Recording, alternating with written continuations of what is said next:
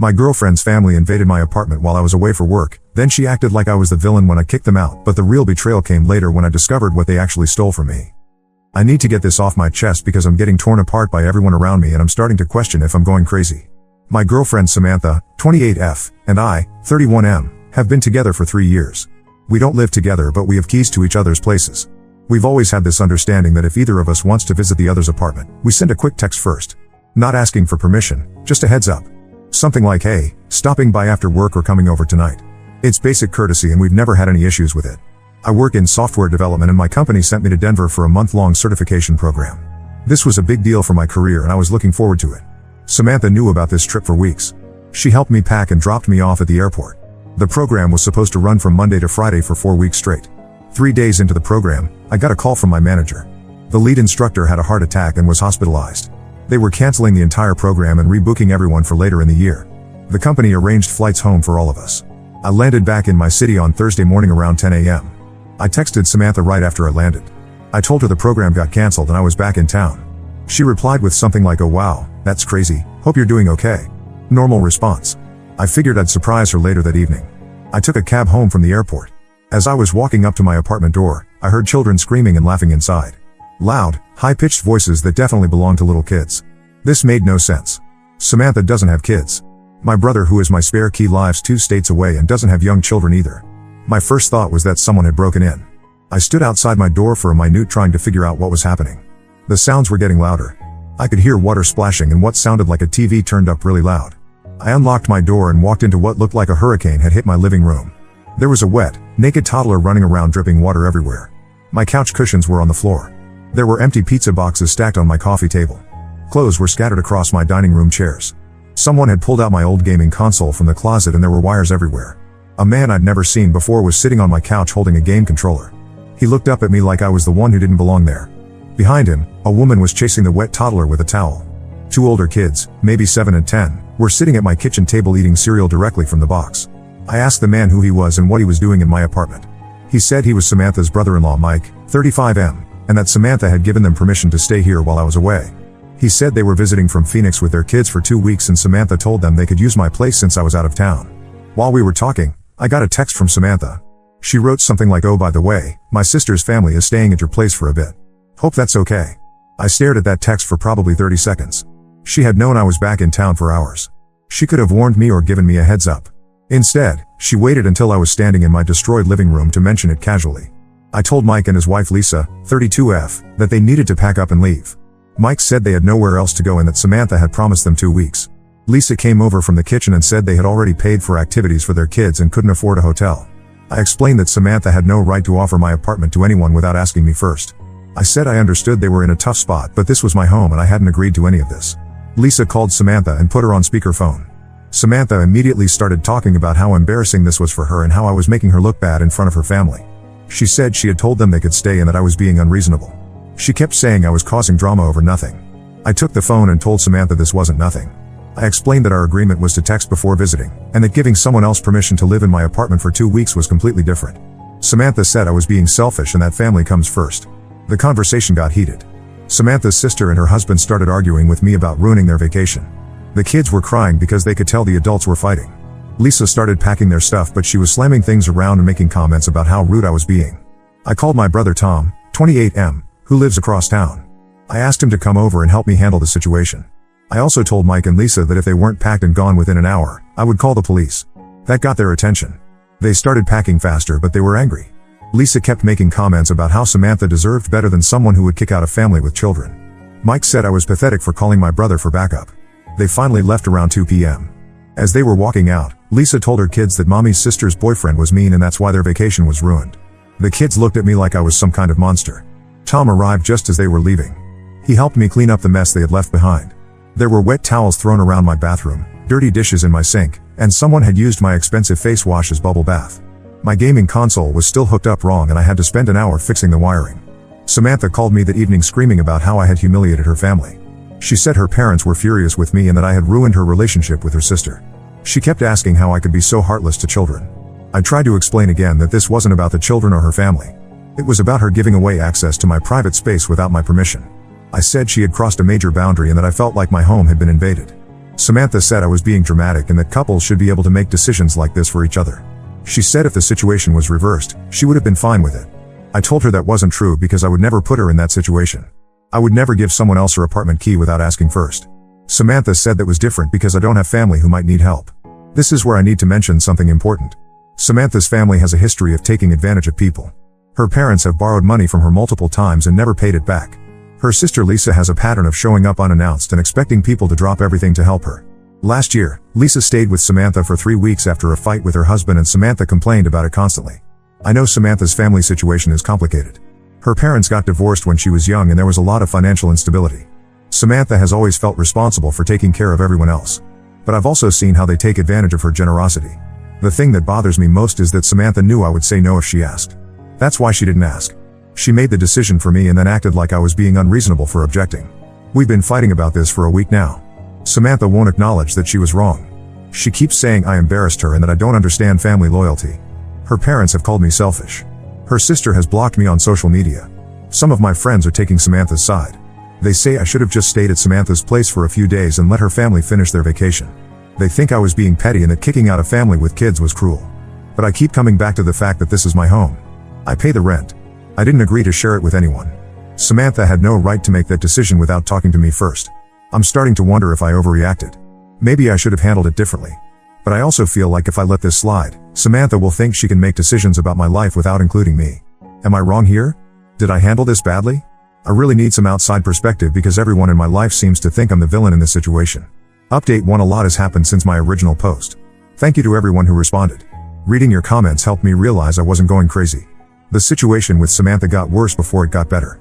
She continued to refuse to apologize or even acknowledge that she had done anything wrong. Every conversation we tried to have turned into her accusing me of being selfish and not caring about her family. 2 weeks after the incident, I noticed something strange. I keep my prescription medications in a specific spot in my bathroom cabinet.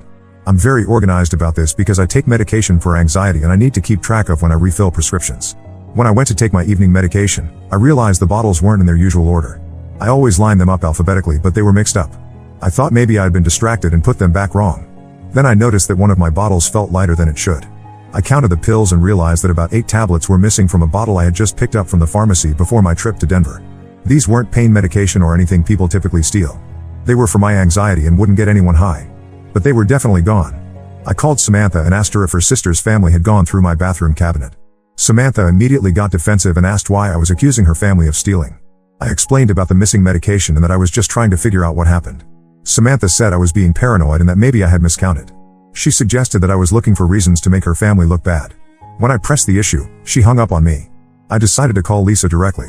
I got her number from Samantha's phone when she wasn't looking. Lisa answered and I explained the situation calmly. I told her I wasn't accusing anyone of anything, but that I needed to know if anyone had gone through my medicine cabinet. Lisa got very quiet for a moment. Then she said that one of her kids had gotten into my bathroom and might have been playing with pill bottles. She said kids do things like that and that I shouldn't make a big deal out of it. I asked her which child and what exactly happened. Lisa's story started changing. First she said it was her youngest who was 3. Then she said it might have been her 7-year-old. Then she said she wasn't sure which kid it was but that kids explore when they're in new places. Something about Lisa's tone made me realize she was lying. I asked her directly if she or Mike had taken my medication. Lisa got angry and said she couldn't believe I was accusing them of stealing pills. She said they weren't drug addicts and that I was being ridiculous. After I hung up with Lisa, I called my doctor's office. I explained what happened and asked about reporting stolen medication. The nurse told me I should file a police report and that I could get an early refill if I had documentation from the police. I went to the police station the next day.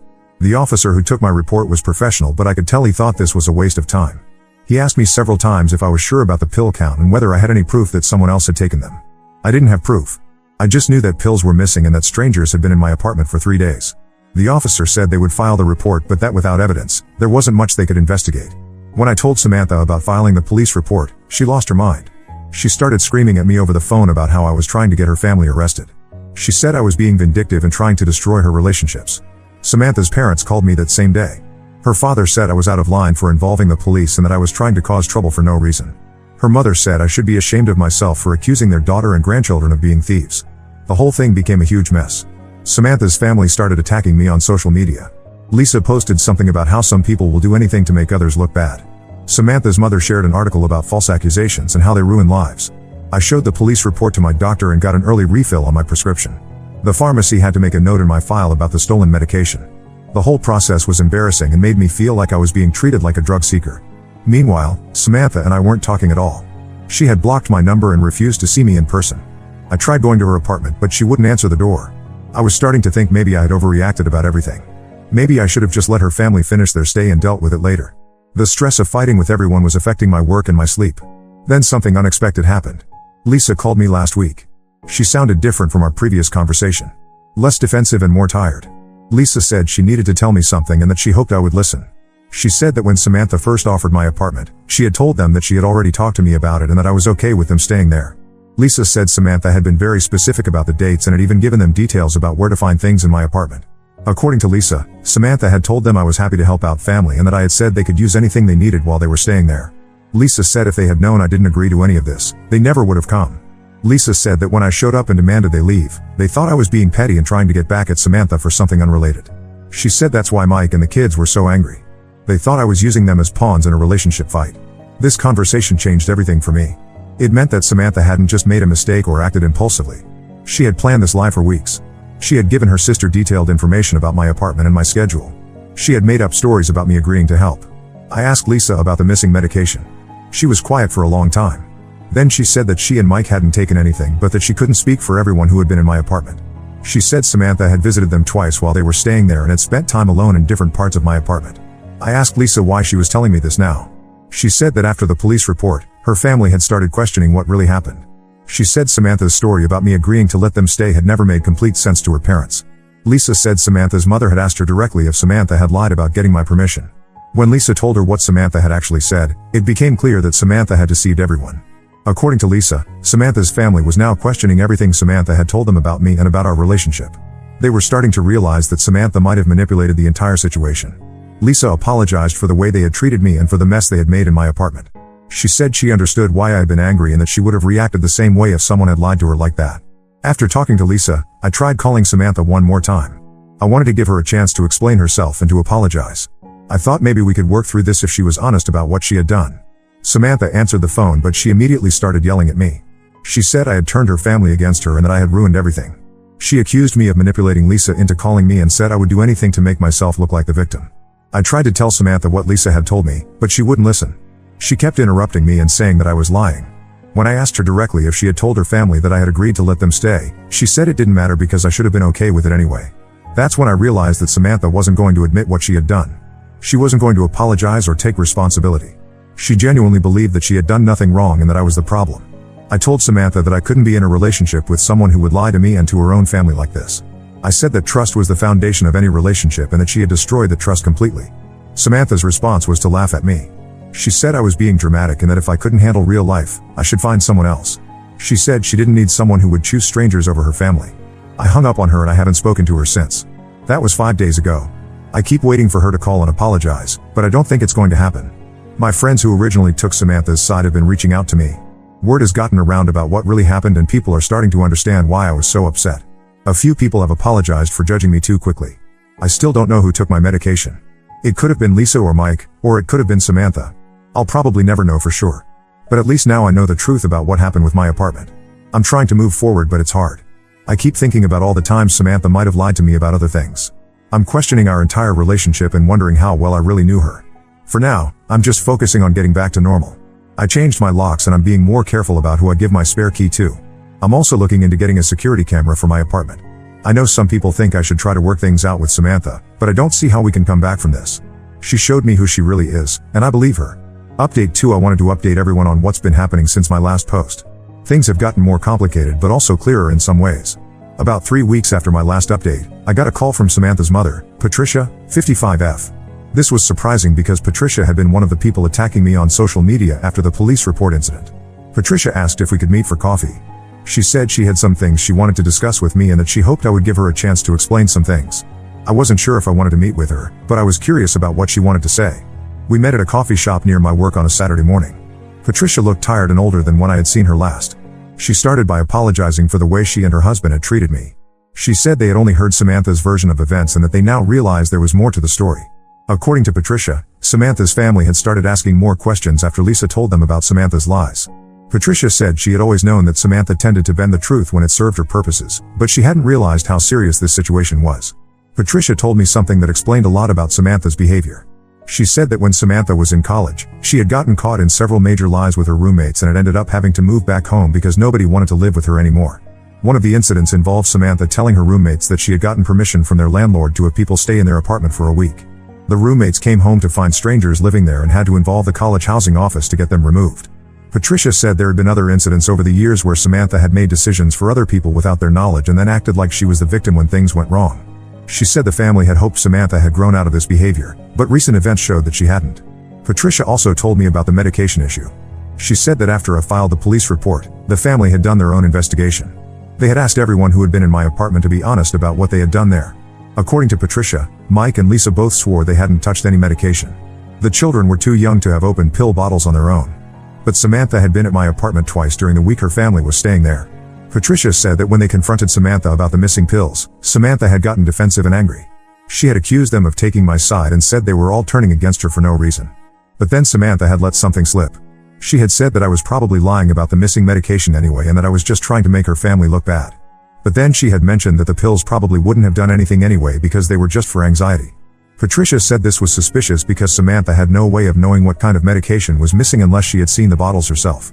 I had never told anyone in her family what specific medication was involved.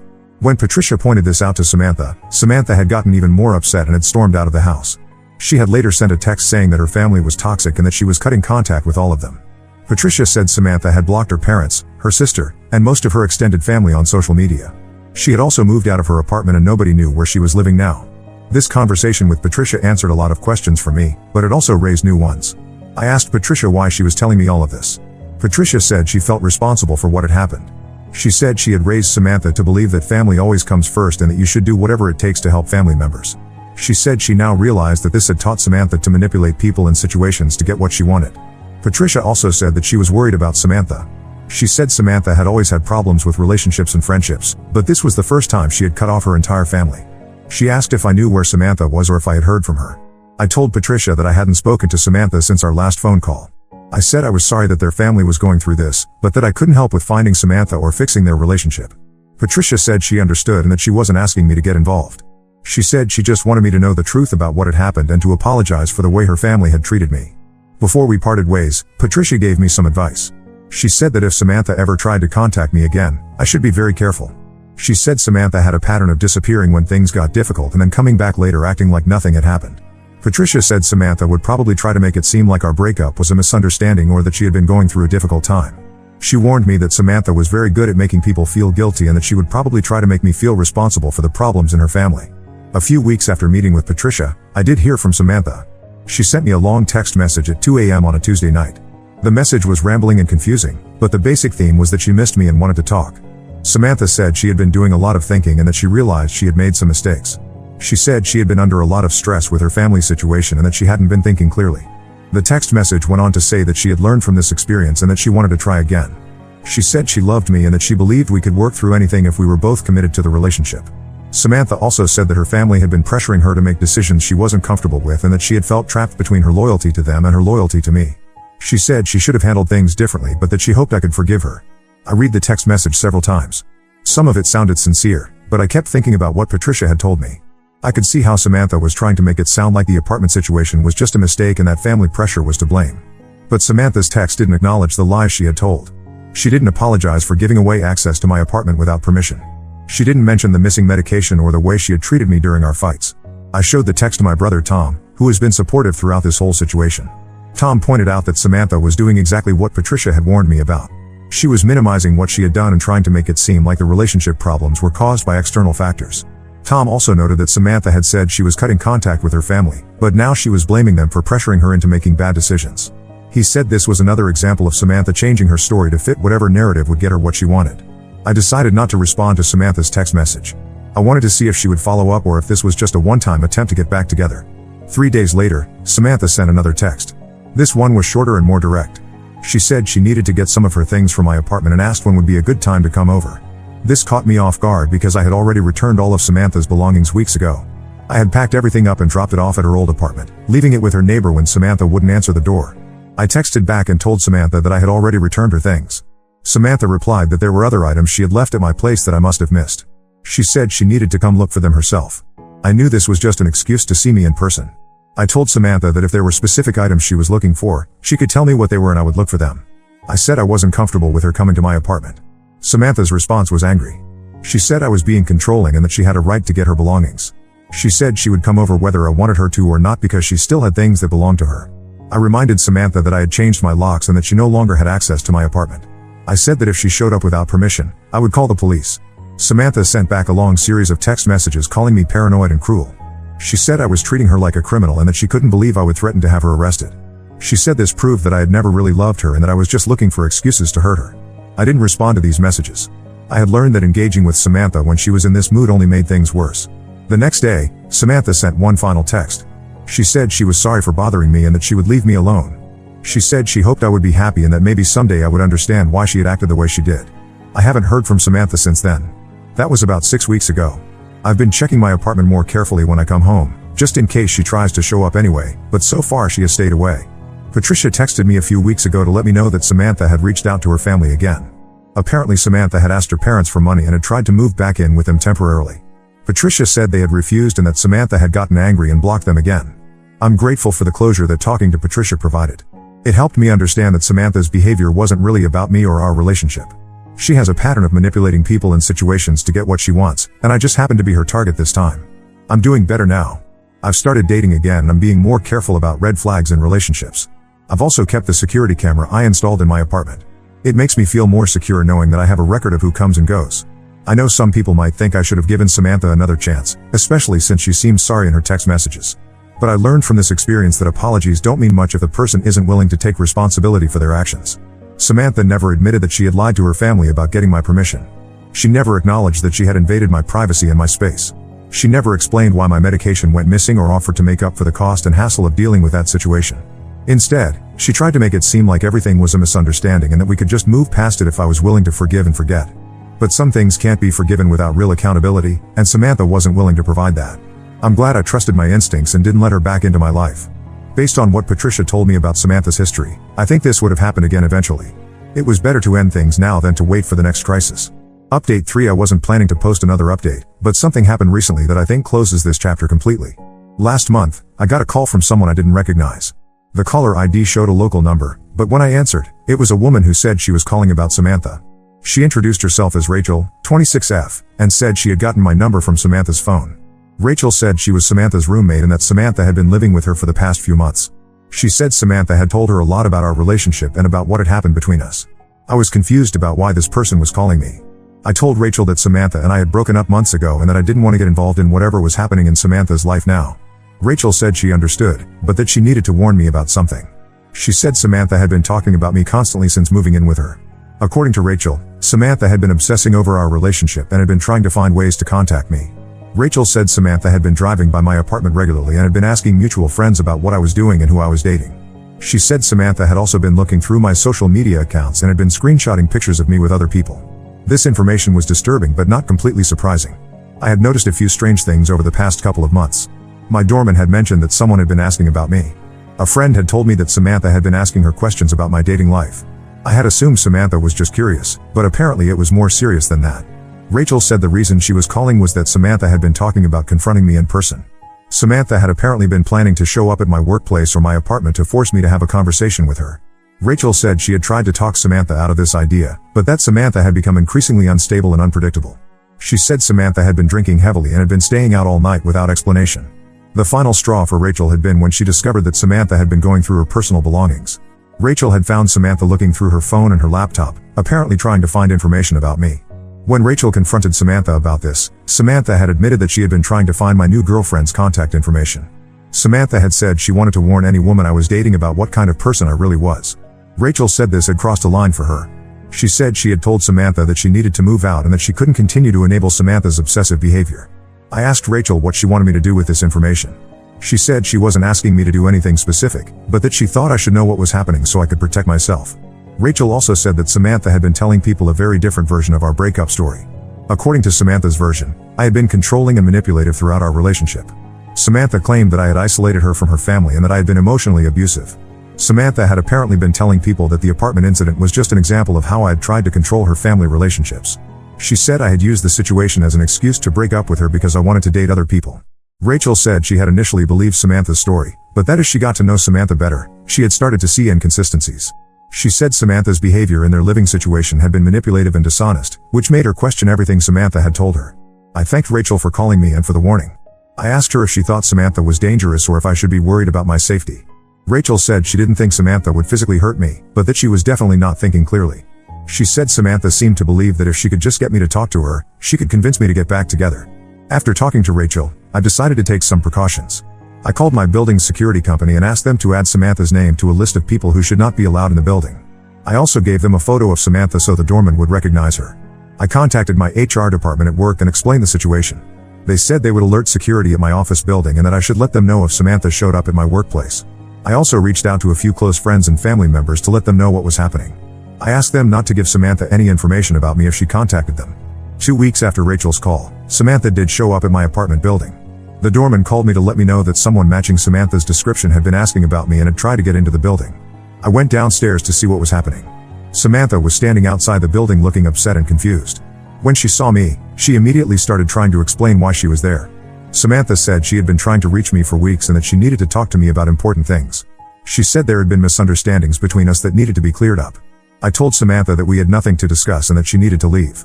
I said that if she continued to contact me or show up at my home or workplace, I would file for a restraining order.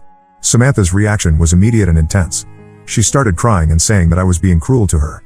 She said she had been going through a difficult time and that I was abandoning her when she needed support. Samantha also said that she had been trying to change and that she had learned from her mistakes. She said she had been in counseling and that she understood now why our relationship had problems. I didn't engage with any of Samantha's arguments. I repeated that she needed to leave and that I would call the police if she didn't go immediately. Samantha eventually left, but not before making several comments about how I had changed and how I was not the person she had thought I was. She said I would regret treating her this way and that I would realize eventually that she was the best thing that had ever happened to me. I went back upstairs and called the police to report the incident.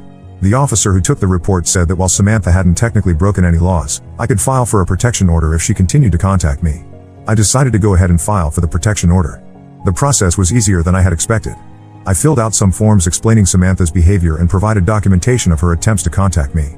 The court granted a temporary protection order and scheduled a hearing for 2 weeks later. Samantha was served with the papers at her job, according to the court records. Samantha did not appear at the hearing.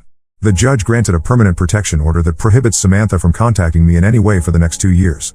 I haven't heard from Samantha since the protection order was issued. That was 6 weeks ago. Rachel texted me once to let me know that Samantha had moved out of their shared apartment and that she didn't know where Samantha was living now.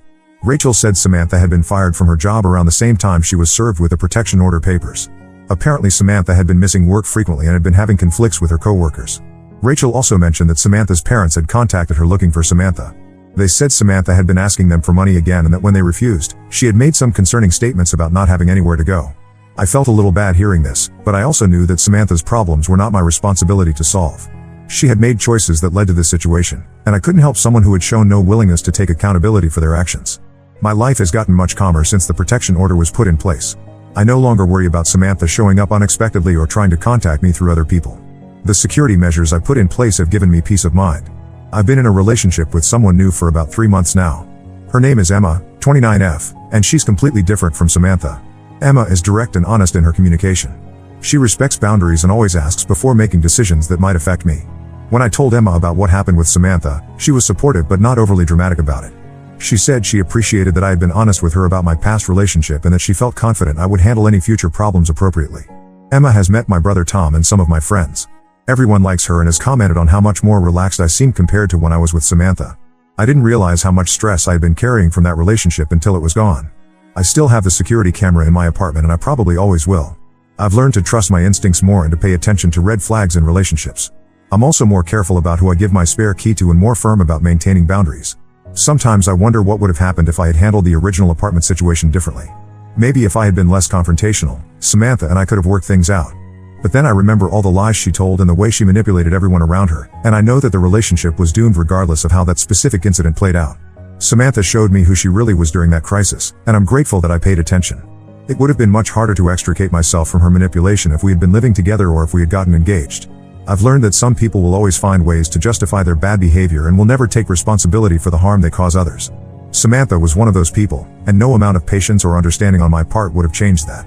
The protection order expires in about 18 months. I hope that by then Samantha will have moved on with her life and will have found the help she needs. But if she hasn't, I'm prepared to renew the order or take whatever other steps are necessary to protect myself. For now, I'm focused on building a healthy relationship with Emma and on maintaining the boundaries I've learned to set. I'm grateful for the support I received from this community during the worst parts of this situation. Reading your responses helped me understand that I wasn't crazy or unreasonable, and that gave me the strength to stand up for myself when it mattered most. This experience taught me that sometimes the kindest thing you can do for someone is to refuse to enable their destructive behavior. By staying firm in my boundaries, I forced Samantha to face the consequences of her actions. Whether she learns from those consequences is up to her, but at least I know I didn't contribute to the problem by allowing her to continue manipulating me. I consider this chapter of my life officially closed. Thank you to everyone who offered advice and support. I hope my story helps someone else who might be dealing with similar manipulation in their own relationships. Now let's move to the next story. Story 2. Stepmom tried to steal my inheritance by using my stepsister against me, but then we discovered she was legally married to another man the whole time. I never thought I would be writing this, but recent events have left me with no choice. I, 28F, come from a middle-class family in the suburbs of Chicago. My mom died in a car accident when I was 2, leaving my dad, 58M, to raise me alone. The accident happened on a rainy night when a drunk driver hit her car head-on. Dad never really talked about it much, but I know it broke him. Despite his grief, he worked hard as a real estate agent to give me a good life. Growing up, it was just Dad and me. He would take me to soccer practice, help with homework, and even learn to braid my hair by watching YouTube videos. We weren't rich, but Dad made sure I never felt like I was missing out. He built a successful real estate business from scratch, working long hours but always making time for our Sunday movie nights. Dad's family was very involved in my life during those early years. My Aunt Emma would watch me after school, and weekends were spent at my grandparents' house. We were a tight-knit family, always celebrating holidays and birthdays together. Dad dated occasionally but never seriously, saying his priority was raising me. Things changed drastically when I was 12. Dad met Amber, 45F, while showing her a house. She had recently divorced and moved to our area with her daughter Amy, 16F. Amber came across as sophisticated and charming. She worked in marketing and always dressed impeccably. Amy was quiet but seemed nice enough. Dad and Amber started dating, and it felt like a whirlwind romance. Within 6 months, they were married in a small ceremony. I was happy for Dad at first. He seemed to smile more, and Amber appeared to make him happy. She would cook elaborate meals and organize family outings. I even started to think maybe having a stepmom wouldn't be so bad. The problem started subtly. Amber convinced Dad we needed to move to a more upscale neighborhood to help his business image. She found a huge house in the most expensive part of town, saying it would be perfect for entertaining clients. Dad was hesitant because of the massive mortgage, but Amber insisted it was a good investment. After we moved, everything changed. Dad had to work longer hours to afford the mortgage payments. Amber redecorated the entire house, spending thousands on new furniture and artwork. When Dad expressed concern about the expenses, she would guilt him by saying he didn't want her to feel at home. Amber began commenting on how much attention Dad gave me. She would say things like she's not a baby anymore or you're babying her too much. If Dad and I watched a movie together, she would complain we were excluding her and Amy. She started planning weekend trips that coincidentally fell on my soccer game days, so Dad had to miss them. The isolation from family happened gradually. First, Amber would say she had already made other plans when Dad's siblings wanted to visit. Then she started complaining about how overwhelming family gatherings were. She convinced Dad to spend holidays at expensive resorts instead of with family, claiming we needed to create our own traditions. I watched helplessly as Dad's relationship with his family deteriorated. Aunt Emma would call, but Amber would say Dad was too busy to talk. Family dinner invitations were declined because Amber always had some excuse. Eventually, the invitations stopped coming. When I turned 18, I moved away for college to study psychology. Dad helped with tuition despite Amber's vocal protests. She argued that since Amy would need college money too, I should take loans.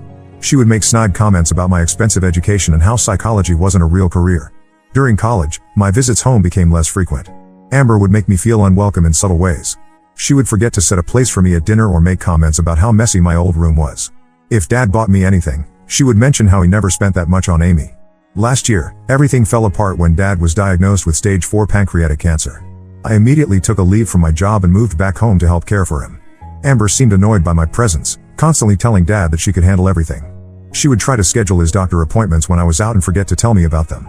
I noticed Amber spent a lot of time on her phone, often leaving the room to take calls. She claimed they were work-related, but something felt off. She would get defensive if Dad asked about the calls and started password protecting her phone. One evening, when Amber was at a work dinner, Dad confided in me. He was worried about Amber's behavior and suspected she was having an affair. He had seen suspicious texts on her phone when she left it unlocked. He also revealed that Amber had been pressuring him to change his will, wanting a larger share for herself and Amy. She argued that since they had been married for 16 years, she deserved most of the estate. Dad passed away 3 months ago. The will reading was yesterday, and Amber's true colors came out.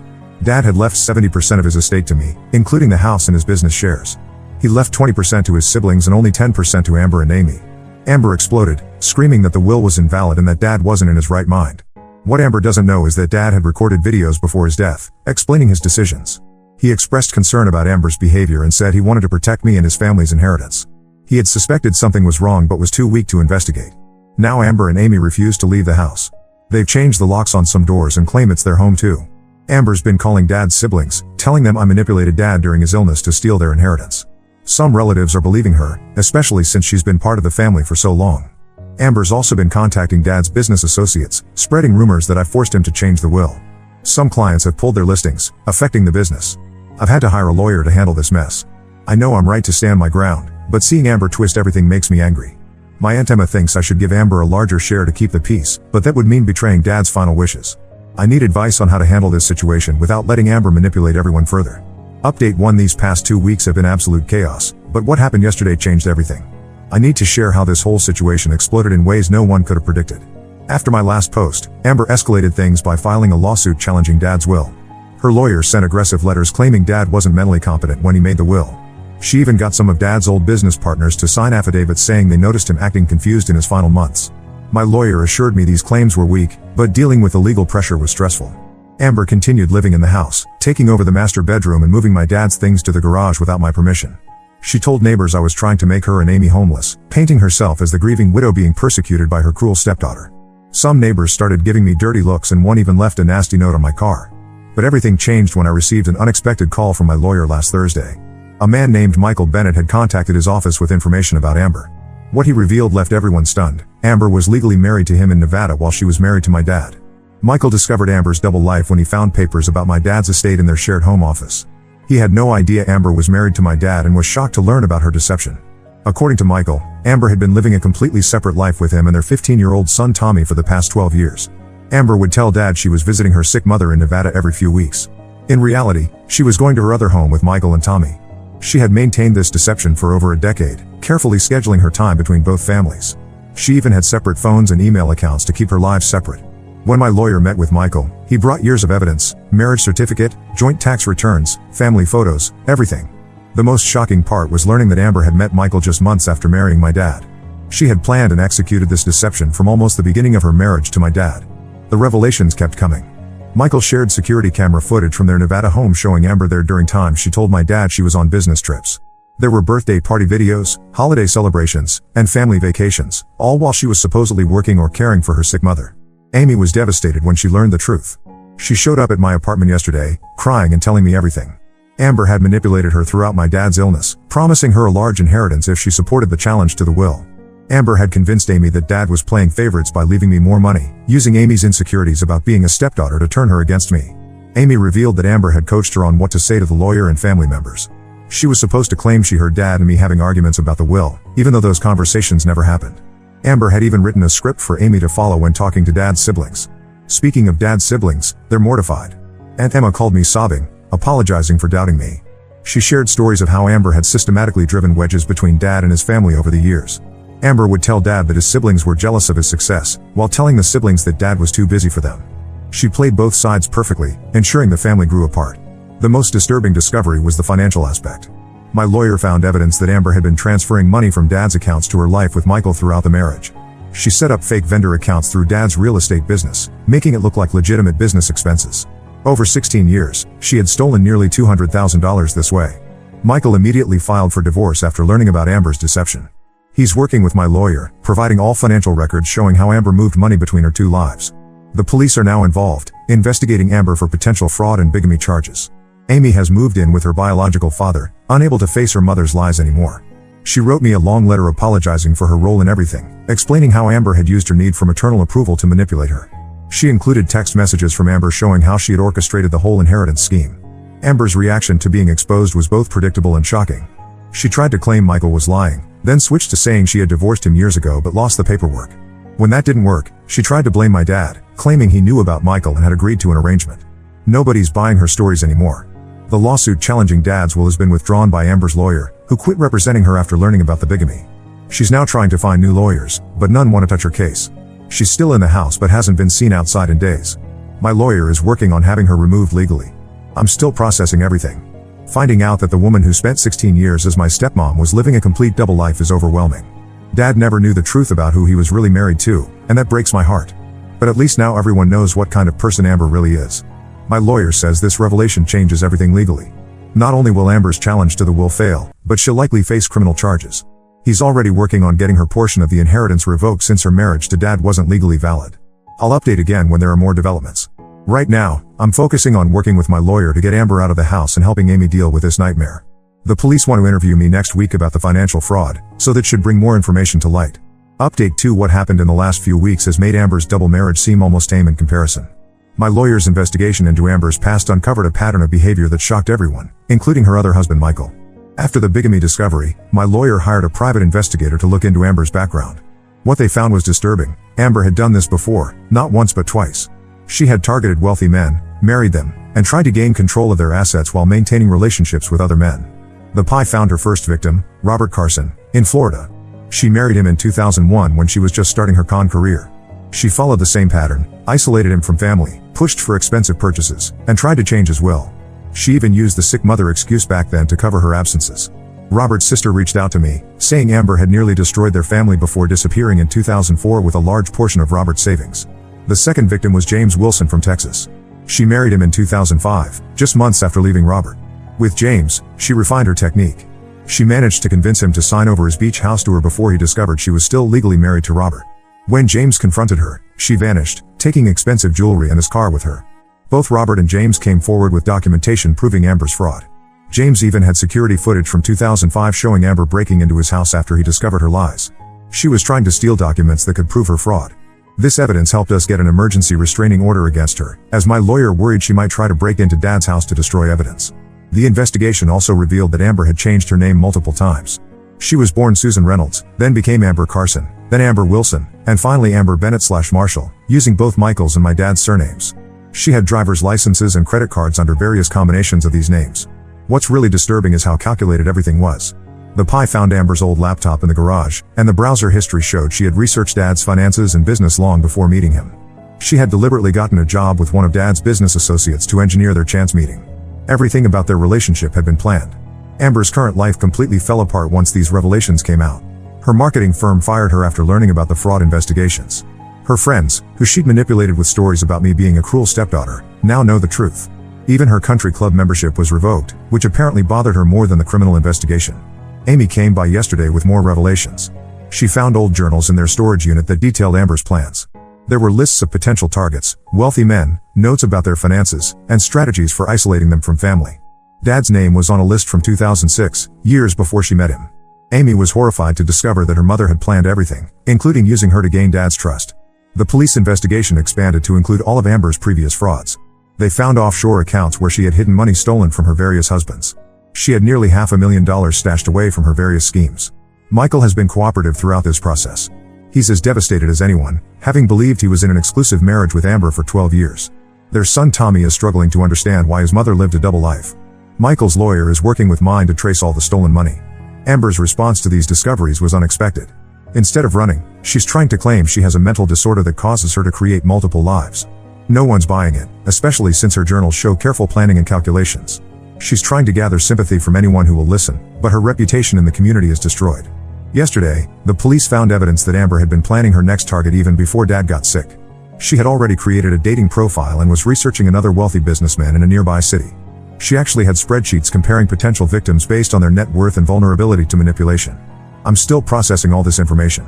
The woman who lived with us for 16 years, who I tried to accept as family, was nothing but a calculating fraudster. She played everyone, including her own daughter and the son she had with Michael. The depth of her deception is almost unbelievable. The criminal investigation is ongoing, and my lawyer says there will likely be multiple charges across several states.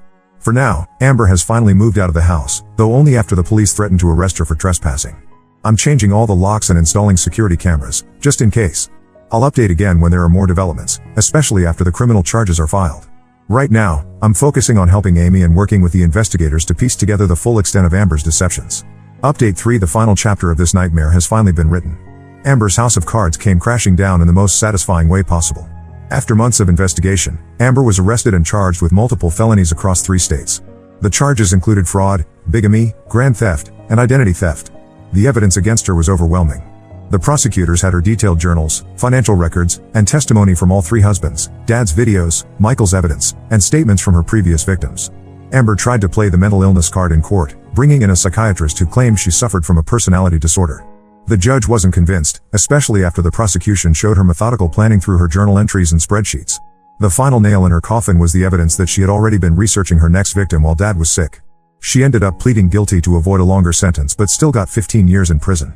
The judge was particularly harsh, citing her exploitation of terminally ill Dad and the psychological damage she caused to Amy and Tommy. She's also been ordered to repay over $800,000 to her victims' families, including the money she stole from Dad's accounts. Amy has been in intensive therapy, dealing with the trauma of discovering her entire childhood was built on lies. She found out that Amber had manipulated her biological father during their divorce, using similar tactics to isolate Amy from him. She's rebuilding her relationship with her dad now and is starting to heal. While I sympathize with her situation, I've maintained minimal contact to avoid getting pulled back into any drama. Michael and Tommy moved back to Nevada. Tommy is also in therapy, struggling to understand how his mother could lead such an elaborate double life. Michael has been cooperative throughout the legal proceedings, helping to trace all the money Amber had hidden in various accounts. The most unexpected development was the response from the real estate community. After Amber's sentencing, several of Dad's old clients came forward with stories about how she had tried to manipulate them into making risky investments through Dad's business. She had apparently been running smaller scams alongside her marriage fraud, using Dad's reputation to gain people's trust. Dad's siblings and I have completely rebuilt our relationship. We now understand how Amber systematically destroyed our family bonds with her lies and manipulation. We have monthly family dinners, something Amber had prevented for years. My Aunt Emma helped me renovate Dad's house, which I've decided to keep. We turned Amber's home office into a memory room for Dad, displaying his awards and family photos that Amber had hidden in the garage. I've started working with a fraud awareness organization that helps protect elderly people from scammers like Amber. We use Dad's story, with details changed, to show how these predators operate. I've also connected with Robert and James's families, and we're working together to help other victims of marriage fraud. The karma didn't stop with Amber's imprisonment. Her cellmate turned out to be someone she had scammed in her earlier cons, a former friend whose identity she had stolen. The prison guards say Amber requested solitary confinement within a week. Looking back, I realized Dad must have suspected something wasn't right with Amber, which is why he left the estate mostly to me and his siblings. He tried to protect us even when he couldn't prove what Amber was doing. The videos he recorded during his illness show he knew something was wrong but couldn't piece it all together. I'm finally at peace with everything that happened. Amber's betrayal of our family was complete and calculated, but in the end, justice prevailed. I'm focusing on honoring Dad's memory and helping prevent others from falling victim to people like Amber. The house feels like a home again, filled with family and genuine love, everything Amber tried to destroy but ultimately failed to take away from us.